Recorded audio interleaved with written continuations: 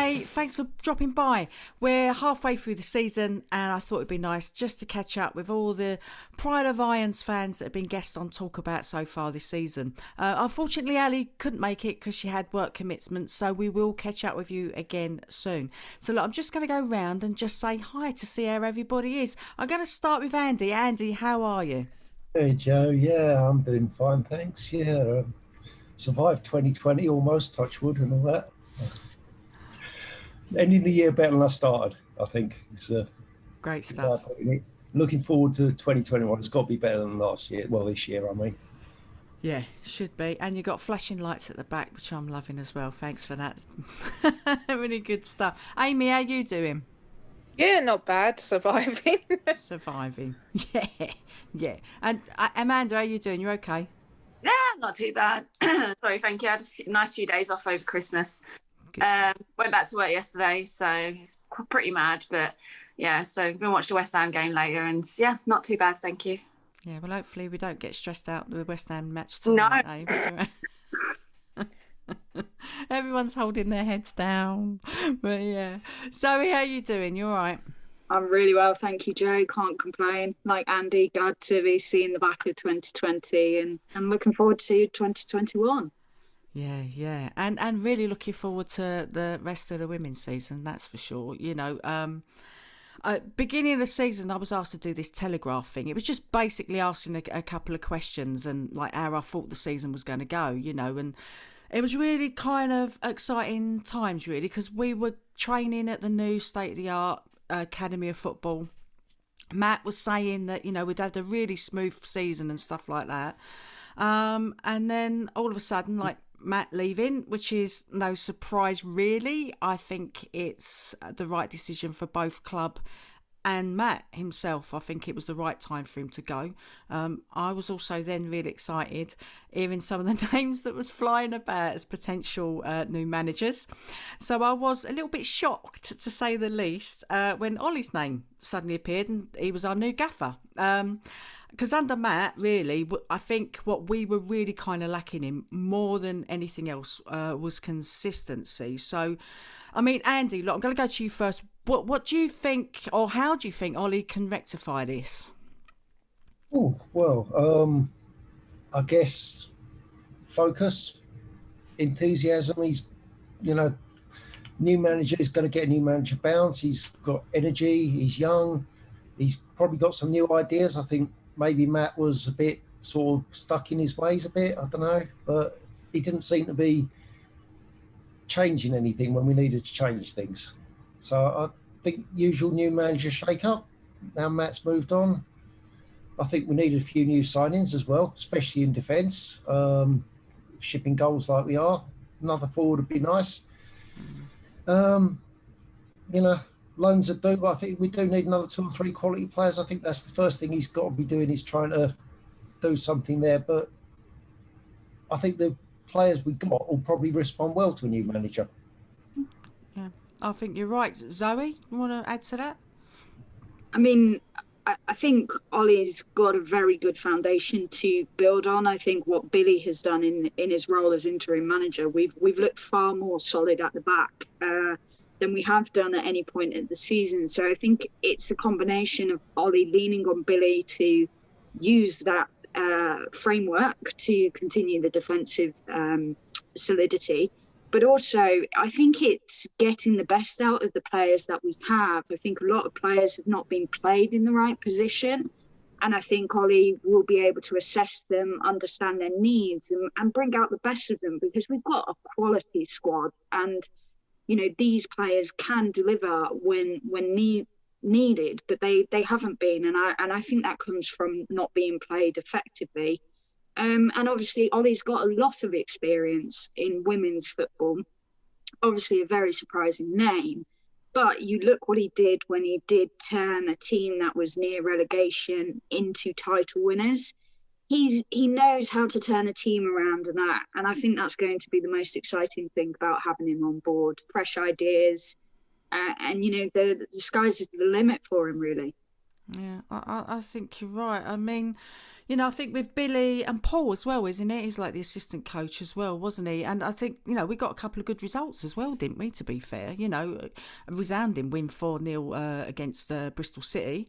And, you know, 3-2. I think we should have nabbed the draw out of the Chelsea match, to be fair, because last time we were away at Chelsea, don't really want to discuss it, but that was 8-0, you know, so I think they were doing kind of a good job as it is. So, yeah, I think you're right. Amanda, what do you reckon? I think we was all pretty shocked, as you said, like when obviously Ollie got announced as, you know, as we all said, he wasn't a name that we had all heard of. And when we actually read into what he's done, and, you know, I was reading the comments on, I think it was his Instagram post saying that he was a new manager. And, you know, people that knew him were saying that he was, you know, perfect for the role.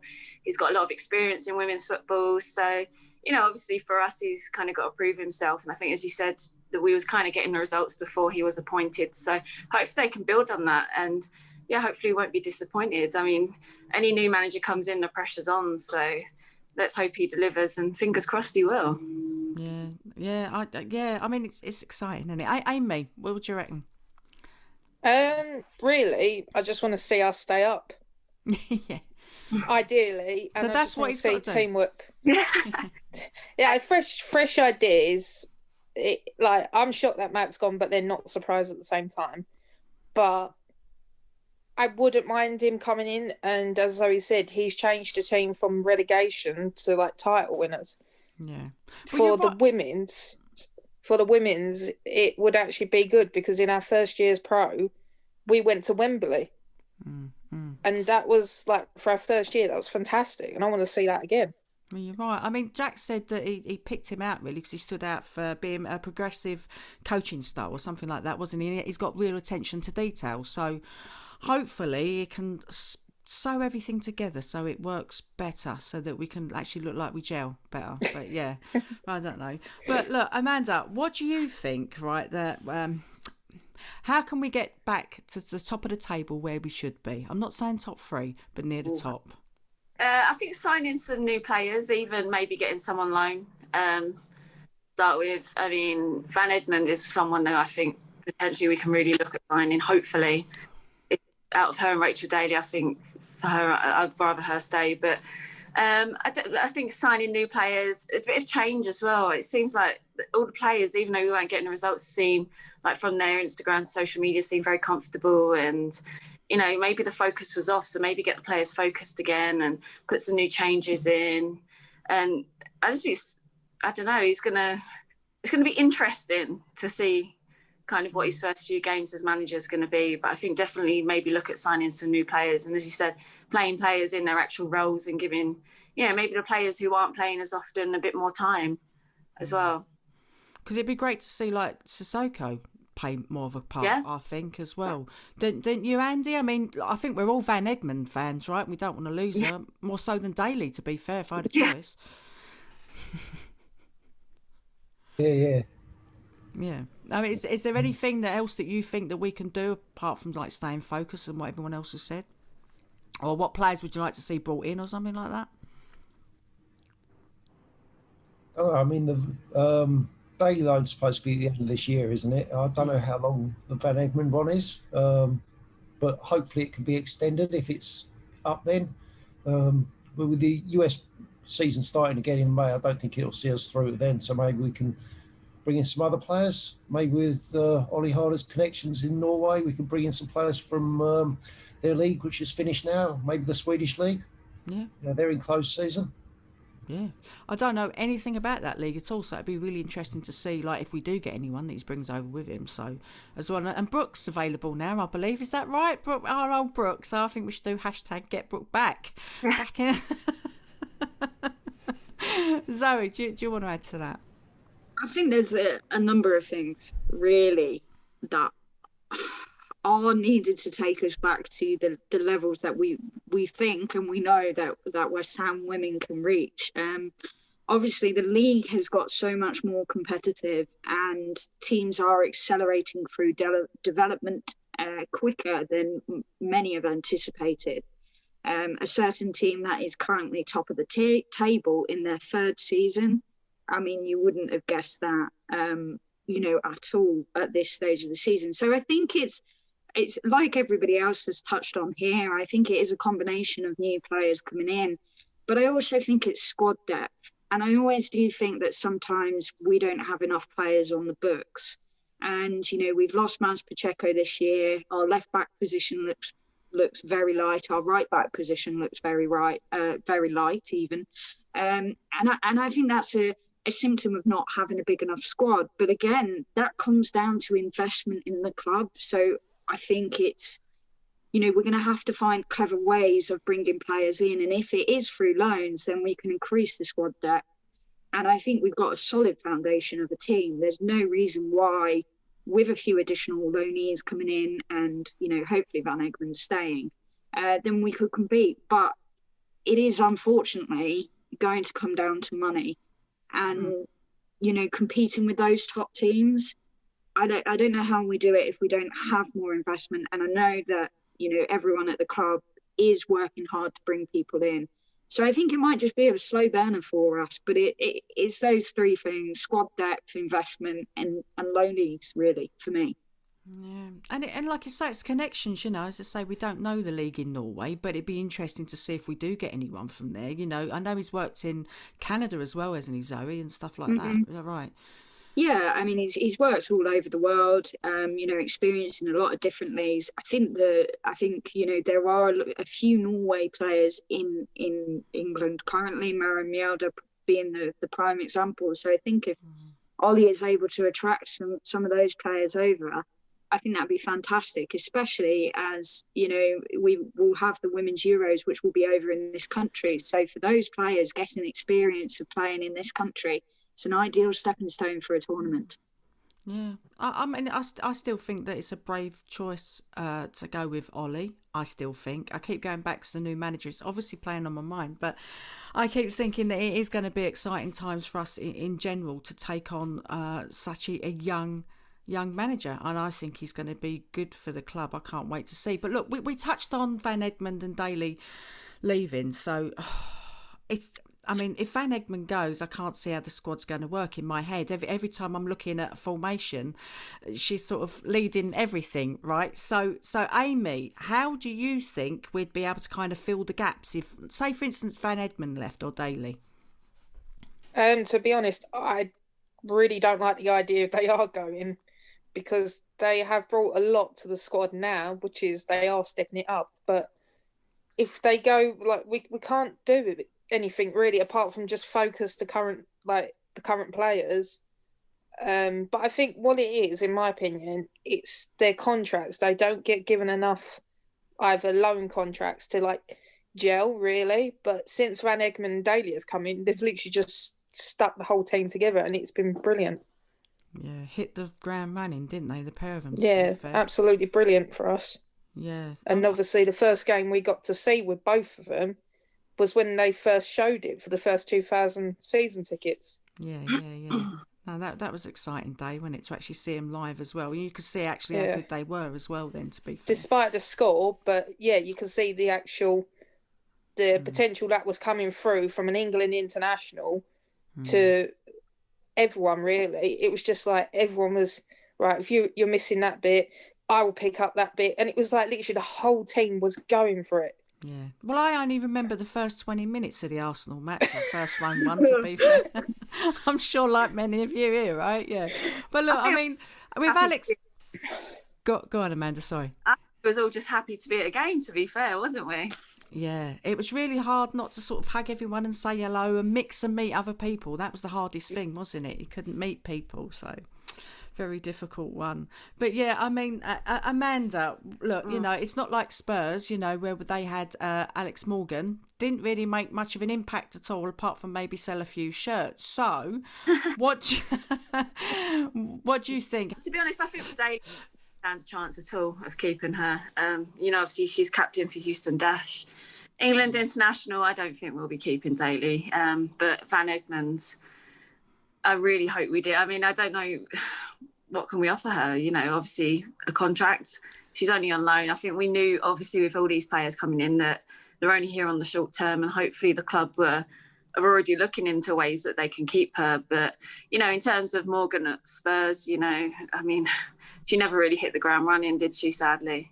And I think there was always the worry of that as well. Obviously, she's not played for ages. She just came back from maternity leave. So, yeah, I mean, they've probably got a good investment, Spurs. Obviously, they weren't paying her wages, and they sold loads. I think they sold nearly as many Morgan shirts as they did Bale. But, yeah, anyway, she's gone back. So hopefully West Ham have been looking into ways that we can keep Van Egmond. But Daly, sadly, I don't think she'll be staying.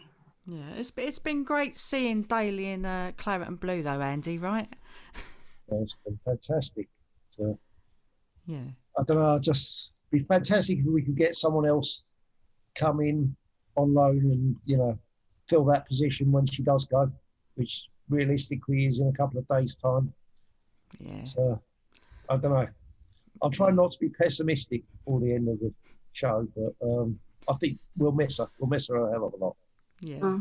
It's a shame that all the fans couldn't get to see her properly, and just give her a proper shout. We never even got to sing her song, did we? So, No. yeah, but Van Egmond, I'm hoping we will. Again, if she's got, I don't know what she wants, what her contract's like, but, like compared to Rice, we just got to give her whatever she wants, basically, to keep her. Because I think she's the future of West Ham. As Grace Fisk, everyone keeps talking about Daly, but Grace Fisk is an international, we've got a really decent squad, an exceptionally decent squad, and some of the younger players that come through, Zoe, like you've been really impressed with Ruby, haven't you? Yeah, I'm going to be quite optimistic here, which is probably rare for me this season with West Ham women.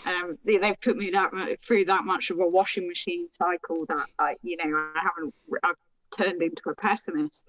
But I actually think we have 4 players who can actually compete for Van Egmond's role if she does leave. And I'm going to reel them off here. We've got Kate Longhurst. Some of her best play for Liverpool women when she was with Matt was played in a more forward attacking midfielder role. We've got Kenza Daly. We know what she can do from those sort of areas. I think we've got Svitkova as well, who could also play in that position, but as a number 10. And also Ruby Grant. Ruby has fantastic skill on the ball. She's so wise beyond her years. And some of the play that she did against Bristol City really caught the eye because she was taking the ball, she was moving it on. And, we hadn't seen her really in that central midfield position. So I think if Van Egmond does leave, we've got 4 players that we can rotate in that position. Obviously, we'd want to find someone who will knuckle down and hold that position for the rest of the season.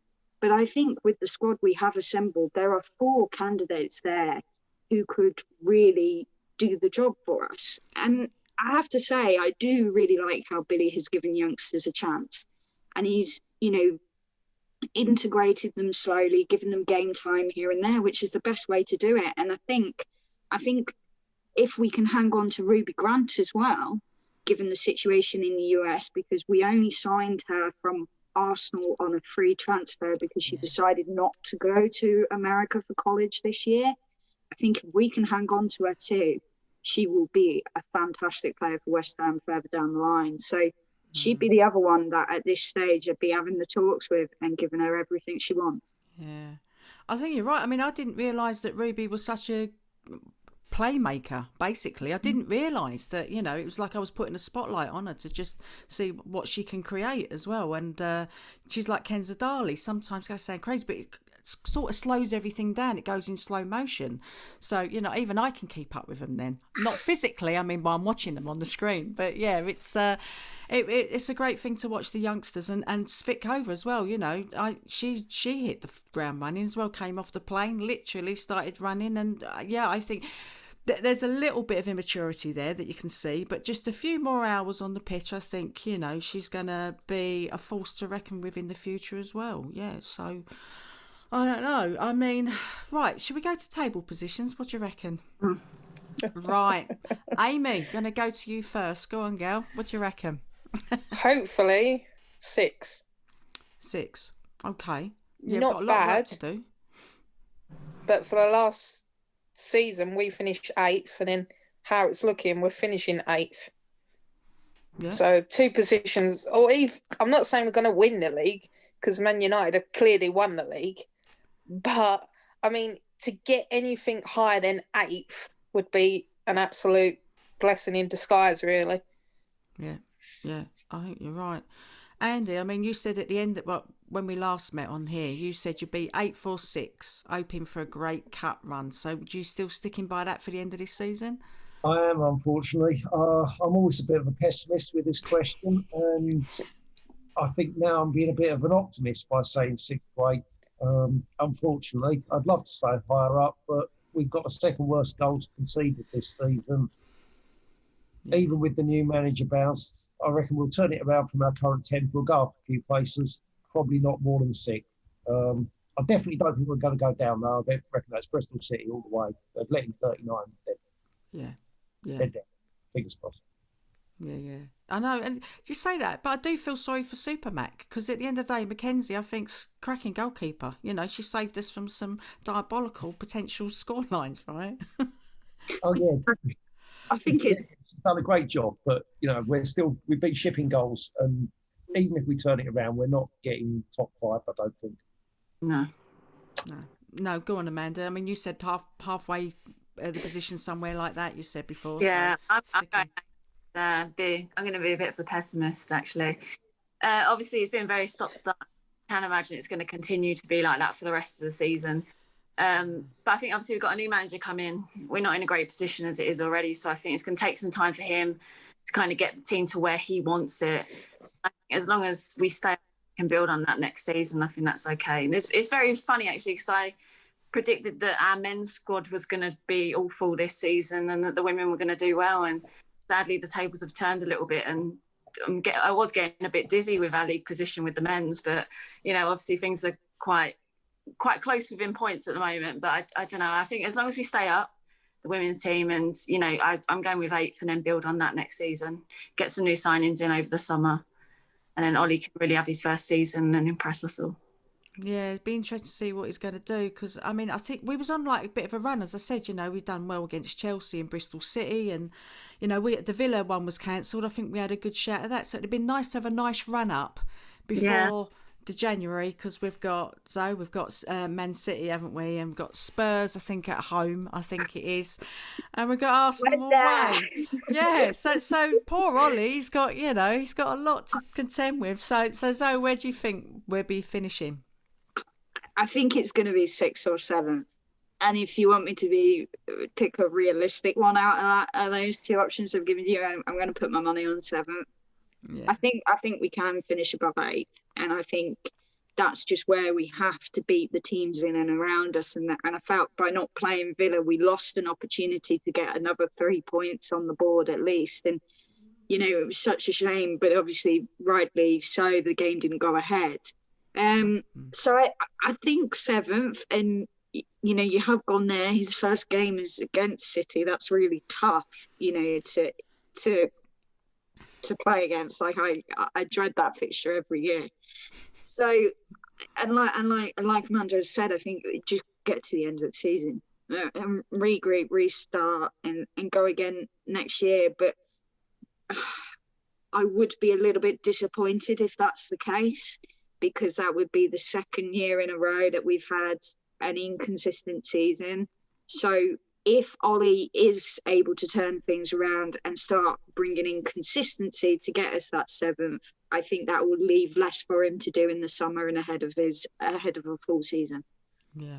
You're right, there's so many ifs and buts with this, isn't there, really, with Ollie's concerned, and we don't really know his background either, really, you know, just a little bit on Wikipedia, and that's kind of it, really. So Amanda, sorry?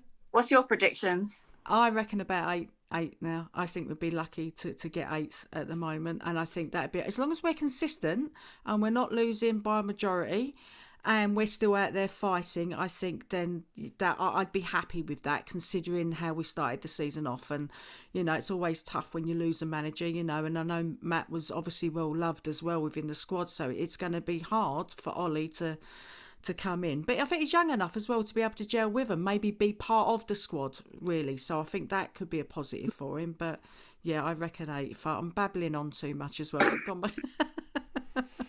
But listen, thanks everyone for joining us. I'm trying to keep it all short as well, so it's not too long for everyone, because I know everyone's still busy with Christmassy stuff and all that sort of stuff that's been going on. And we've got the new year coming up, and people are obviously still working. So, and Amanda, I know I say it every time, but yeah, I'm not bringing it up, but I just want to thank you again for everything that you and your team do at Whips Cross Hospital. It's just amazing what you do. And yeah, I want to apologise for all the idiots out there that are still going out partying, and the selfish ignoramuses as well. So, you know, that's making your life a lot harder. It's not fair, but I want to thank you. And thanks again, everyone, for coming. Everyone's details will be below. Please make sure you subscribe, and if I point there, it'd be the other side. If I point there, it'd be the other side. So I don't know why I ever do that, but thanks for listening in. We'll be putting it out on the podcast soon, and happy new year, everyone. It's going to be a great one. We've all got to remain positive, not just about West Ham, but us all being safe and well and coming out the other side. So come on, you Irons.